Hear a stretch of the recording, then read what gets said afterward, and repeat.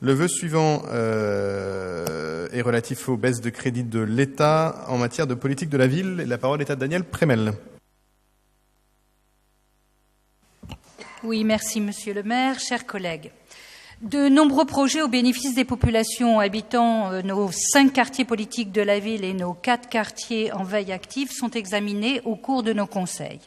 Dans un an, à cause de la baisse des crédits de l'État pour la politique de la ville, combien d'actions devront s'arrêter? Combien d'associations seront fragilisées ou disparues?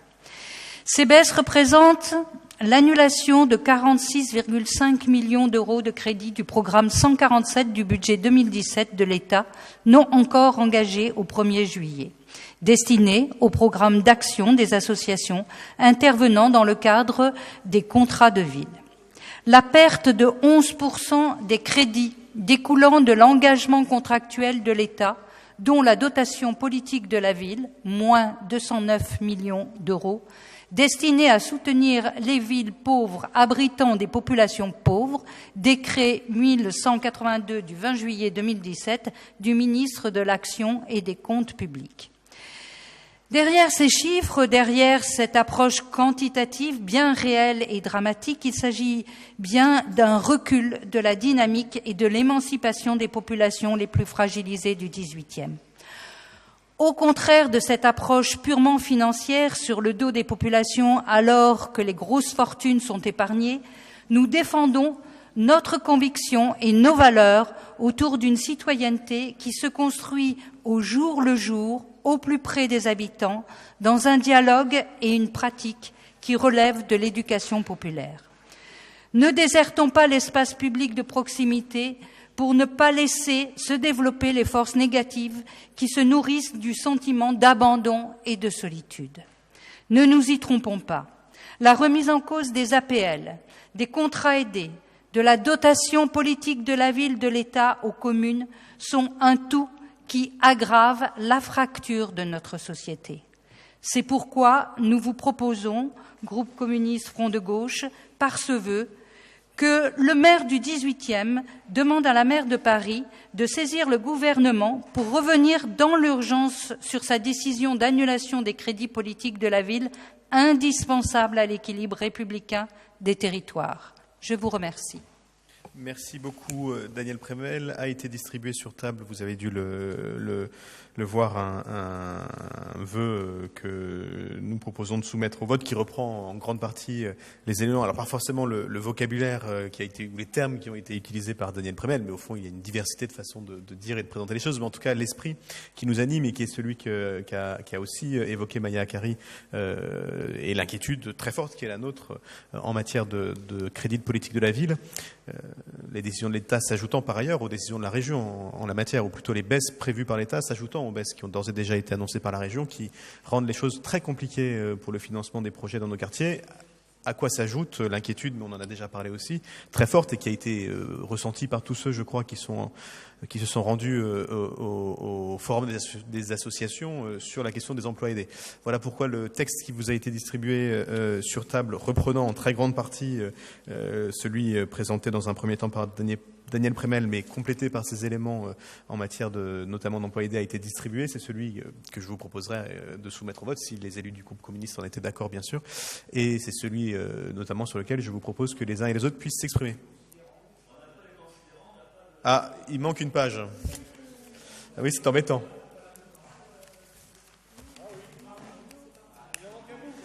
Ah, le complément arrive. Je vous propose donc que nous n'en débattions pas à ce stade, qu'on passe le vœu suivant. Le temps que vous soyez... Oui, mais le temps qu'il les lise, on va prendre du coup le vœu d'Yann Brossat sur les APL et on reviendra sur ce vœu-là après parce qu'il faut quand même que vous ayez le temps de le lire. Yann Brossat.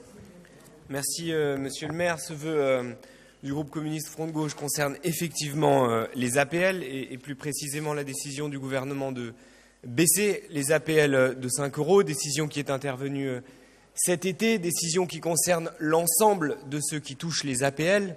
On sait qui sont les gens qui touchent les APL, ce sont les familles modestes, ce sont les étudiants, c'est surtout un ménage sur 5 à Paris qui touche les APL. Et on sait aussi que 50% de ceux qui touchent les APL vivent en dessous du seuil de pauvreté.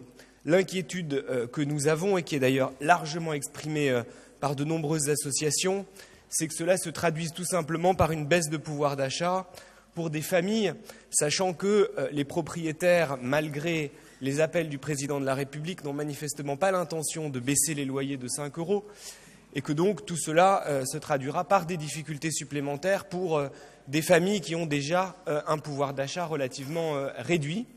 C'est la raison pour laquelle nous déposons ce vœu par lequel il s'agit de demander au gouvernement de revenir sur cette baisse des APL. Yann Brossard pour la présentation de ce vœu qui va amener, j'imagine, un débat. Il y a un débat légitime d'ailleurs, important, qui se tient sur la question des APL, de leur effet sur les prix des loyers et de la politique du logement en général. Pour autant, et si toutes les modifications peuvent être imaginées, la brutalité avec laquelle on retire aussi rapidement des revenus qui comptent pour les familles apparaît quand même être problématique en soi. Et si tous les débats possibles et imaginables sur les APL peuvent se tenir, c'est pas en commençant par les baisser brutalement pour tout le monde de 5 € qu'on peut le faire. Donc chacun sera amené à voter exactement, bien sûr, comme toujours d'ailleurs, en totale liberté comme il le veut. Mais pour ma part, je voterai ce vœu, conscient de toutes les limites du système actuel, mais considérant que c'est un peu le cas aussi pour la question des migrants. Il vaut mieux créer un système plus vertueux avant de supprimer un système qui fonctionne plus ou moins bien. Je vais donc donner la parole au groupe politique qui le souhaite sur cette question. Sinon, on va passer au vote. Monsieur Bournazel, Monsieur Julien et Monsieur Briand. Sur le deuxième vœu, celui de Monsieur Brossard concernant les APL, moi je vais à titre personnel m'abstenir sur ce vœu. J'attends d'abord les propositions du gouvernement en matière de refonte de la politique du logement. Nous allons regarder ce texte et l'étudier et éventuellement amender. Je crois que c'est vraiment ça qui nous intéresse, c'est de nous projeter vers l'avenir. Il y a une refonte de la politique du logement à mener. C'est indéniable, puisque aujourd'hui, la politique du logement ne marche pas et qu'il faut bien la réformer. Que s'est-il passé ? Que s'est-il passé ? Le gouvernement, lorsqu'il est arrivé aux responsabilités, il y a quelques semaines, a trouvé un budget insincère. Ce n'est pas moi qui le dis, c'est la Cour des comptes. C'est-à-dire que le gouvernement de M. Hollande avait fait voter un budget dont les crédits n'existaient pas pour partie. Et donc le gouvernement qui arrive est obligé de prendre des décisions parce qu'il fait exécuter un budget qui n'est pas le sien. Alors fallait-il jouer sur les APL ? C'est la question qui est posée. Elle peut être posée. Et c'est la raison pour laquelle je m'abstiendrai. Sur le premier vœu, celui de Madame Prémel, la question que vous posez est une question tout à fait intéressante aussi. Mais disons que les termes du débat, enfin en tout cas que vous avez choisi, ne correspondent pas à la vision qui est la mienne. Je crois que là-dessus aussi, on a besoin de se projeter vers l'avenir et de regarder ce qui fonctionne et ce qui fonctionne moins bien, de valoriser ce qui fonctionne bien, et puis peut-être de réorienter ce qui n'a pas fait ses preuves. En matière de contrats aidés, moi je ne suis pas contre les contrats aidés. Je pense que ça peut être utile, mais ce n'est pas l'alpha et l'oméga d'une politique de l'emploi. Et je crois que le gouvernement a raison de dire qu'il faut diminuer ce nombre d'emplois aidés pour retrouver des marges de manœuvre, pour porter une politique de l'emploi qui soit tournée vers des emplois durables. Et c'est tout l'objet de certaines réformes portées par le gouvernement, mais qu'il faut bien sûr garder des emplois aidés, notamment au niveau de l'éducation nationale et de l'école, où ils sont absolument essentiels, et que là aussi, il faut être équilibré. C'est la raison pour laquelle, là aussi, je ne pourrais pas voter ce vœu. Merci beaucoup. La parole est à Pascal Julien, peut-être du coup pour réagir aussi aux deux vœux, comme ça on votera les deux d'un bloc ensuite. Nous voterons ces deux vœux. Le débat reviendra au Conseil de Paris où mon groupe, de toute façon, a, comme d'autres, j'imagine, déjà préparé des vœux. On n'a pas jugé utile d'en déposer au Conseil d'arrondissement, mais enfin, nous voterons ces deux vœux sans difficulté. Se protéger, comment dire, pour répondre à M. Bournazel, quand même, le gouvernement se projettera vers l'avenir, mais au moins il se projettera peut-être en écoutant ce qui se passe sur le terrain et dans ses conseils. Parce que, certes, le flou est la caractéristique de ce gouvernement dans beaucoup de domaines, mais enfin là, les signes qui sont donnés, quand même, ne prennent pas, selon nous, la bonne voie. C'est vrai aussi bien pour les emplois aidés que pour les APL. Voilà, donc nous voterons avec détermination ces deux vœux. Merci. Gérald Briand. Oui, comme on a manifestation demain, je vais faire court. Juste pour dire qu'évidemment, quand nous avons présenté ces vœux, nous allons aussi les voter. Et juste pour dire que, quand même, je fais remarquer que j'entends bien ce qui vient d'être dit, c'est-à-dire de botter en touche par l'opposition sur ces vœux. Mais bon, en l'occurrence, force est de constater que, par exemple, les étudiants qui, aujourd'hui, sont dans le 18e, qui habitent, vont avoir une suppression de 5%, de 5 euros, pardon, de leur loyer.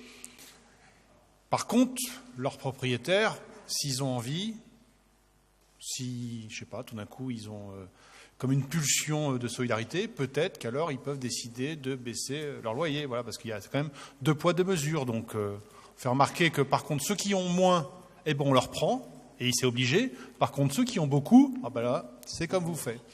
C'est au bon vouloir. Donc, voilà. Après, on peut dire, ben oui, ben écoute, ne changeons surtout rien, c'est bien, c'est normal. Non, je trouve ça proprement scandaleux. C'est proprement scandaleux. Aujourd'hui, on a un quart des étudiants qui vit, ça a été dit, sous le seuil de pauvreté. Mais voilà, on ne peut pas supprimer comme ça 5 euros. Non, ça ne marche pas. C'est en dépit du bon sens. Si on a un petit peu de, je dirais, de bouteille ou de culture sur ces questions-là, on sait bien qu'en plus, enlever comme ça brutalement 5 euros à tout le monde, enfin à tout le monde, quel que soit son revenu, enfin je veux dire, ça ne se fait pas, quoi. Et en plus, je paraphrase le président qui a dit qu'en plus c'était une connerie. Donc je regrette que voilà, cette espèce de positionnement, à mon avis, se veut mériter un vote unanime. Merci beaucoup, Laurent Keinec. Puis un mot de Frédéric Badet. Normalement, on fait une prise de parole par groupe, hein, donc on va en faire une deuxième rapide. Allez-y, mais chacun essaye de tenir vraiment quelques toutes petites minutes. Laurent Keinec. Une explication de vote personnelle. Donc, à titre, je voterai contre le vœu sur les APL. Je considère que c'est une distorsion de marché. C'est-à-dire que l'INSEE a fait en 2014 une étude sur les APL et a démontré, noir sur blanc, que non seulement cela n'apportait aucun confort, aucune qualité supplémentaire au logement, mais qu'en plus, avec cette distorsion de marché, l'argent allait dans la poche des bailleurs. Le rabot ici de 140 millions sur 18 milliards. C'est pas grand-chose. Qu'auriez-vous dit si l'augmentation avait été de 5 euros, vous auriez dit c'est rien du tout.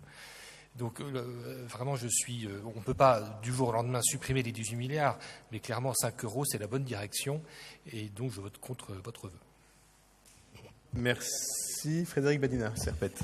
Oui, juste, Pascal l'a dit, on va voter évidemment ces deux vœux, mais ce qui est quand même assez scandaleux dans l'histoire, c'est que les conséquences, elles sont immédiates. On a été plusieurs autour de la table à avoir été sollicités, notamment par la Maison Verte, qui s'inquiète énormément des conséquences de la baisse sur les contrats aidés. Voilà, d'ici la fin de l'année, ils ne sont pas sûrs de pouvoir renouveler un poste, voire 2 postes. C'est quand même une catastrophe quand on connaît le travail que fait ce type d'association sur le territoire. Et si, monsieur le maire, vous l'avez dit, en Ile-de-France, c'est un peu la double peine quand même, hein, entre ce que fait l'État et ce qu'a déjà fait la région avec la remise en cause des emplois tremplins et la fin du dispositif qui permet l'aide aux structures d'insertion par l'économie. Voilà, les conséquences dans l'ESS sont assez importantes.